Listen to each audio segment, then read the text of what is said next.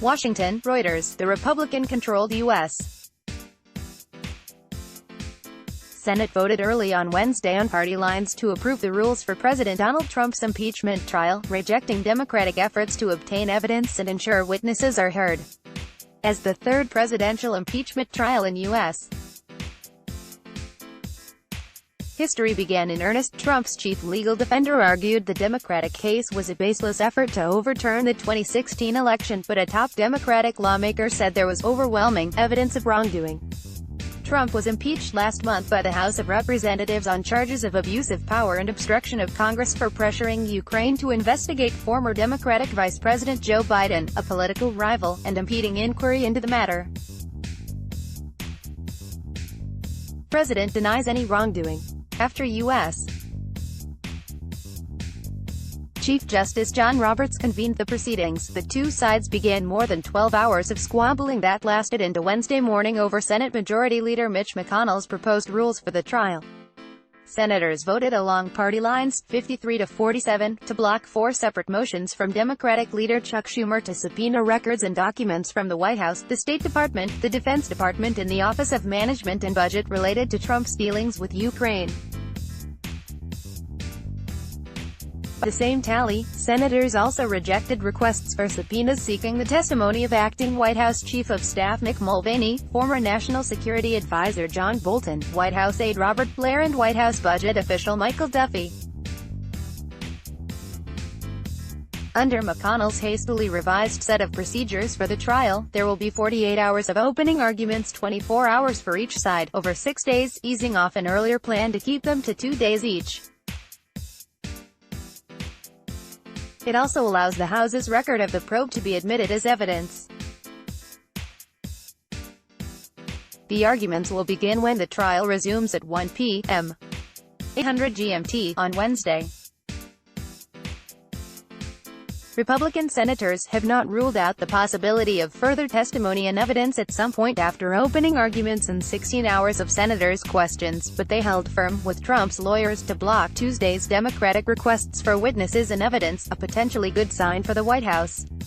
White House counsel Pat Cipollone, who is leading Trump's defense, attacked the foundation of the charges against the Republican president and said Democrats had not come close to meeting the U.S. Constitution's standard for impeachment. The only conclusion will be that the president has done absolutely nothing wrong, Cipollone said, arguing in favor of McConnell's proposal to wait until later in the trial to decide whether to allow further witnesses or documents. There is absolutely no case, he said. After a particularly heated exchange over whether Bolton should testify, Roberts admonished both parties to remember they were addressing the world's greatest deliberative body. I do think those addressing the Senate should remember where they are, he said. No answers. Democratic Representative Adam Schiff, who helped spearhead the House impeachment inquiry, said the president had committed constitutional misconduct justifying impeachment. While the evidence against Trump was already overwhelming, further witness testimony was necessary to show the full scope of the misconduct by the president and those around him, he said. Republican senators have not ruled out the possibility of further testimony and evidence at some point after opening arguments and senators' questions. But Democrats said they forced repeated votes on evidence and witnesses, which extended late into the night, to get Republicans on the record immediately. House Managers Representative Adam Schiff, DCA, and Rep. Jerry Nadler, DNY, walked to the Senate floor for the start of the Senate impeachment trial of U.S. President Donald Trump in Washington, U.S., January 21, 2020. Reuters, Mary F. Calvert, this may be our only chance, tonight, to make this a fair trial. And it's just increasingly clear that the White House has no answers for why these documents and these witnesses shouldn't be produced, U.S. Senator Chris Murphy of Connecticut told reporters. Under McConnell's plan, lawyers for Trump could move early in the proceedings to ask senators to dismiss all charges, according to a senior Republican leadership aide, a motion that would likely fall short of the support needed to succeed. Even if such a motion fails, Trump is almost certain to be acquitted by the 100-member chamber, where a two-thirds majority is needed to remove him from office. but the impact of the trial on his re-election bid in November is far from clear. Party lines: Democrats accuse Trump of pressuring Ukraine, a vulnerable ally, to interfere in U.S. elections at the expense of American national security and say he is a danger to American democracy.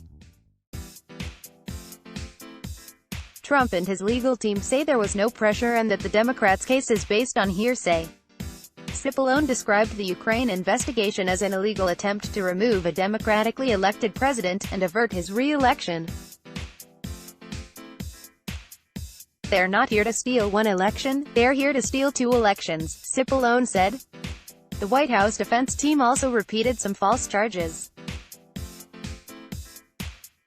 Cipollone said Republicans were excluded from the secure facility where the initial depositions for the House impeachment hearings took place, when Republican members of the House Intelligence Committee were not only present but questioned witnesses. Trump lawyer Jay Sekulow said the White House was not allowed to have a lawyer present during the impeachment hearings, when in fact it declined to participate.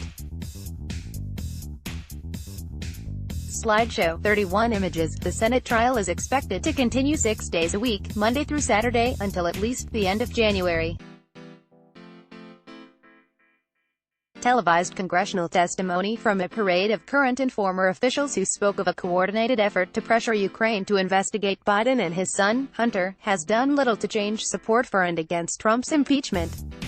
Reuters, Ipsos polling since the inquiry began shows Democrats and Republicans responding largely along party lines. No president has ever been removed through impeachment, a mechanism the nation's founders, worried about a monarch on American soil, devised to oust a president for treason, bribery or other high crimes and misdemeanors. 1. Richard Nixon, resigned in the face of a looming impeachment. Reporting by Patricia Zengerle, Richard Cowan, Doina Chiaku, David Morgan, Jan Wolfe, Susan Cornwell, Susan Heavey, Karen Freefold, Lisa Lambert and Tim Ullman in Washington. Writing by Paul Simo and John Whitesides. Editing by Howard Galler, Grant McCool and Peter Cooney. Our Standards.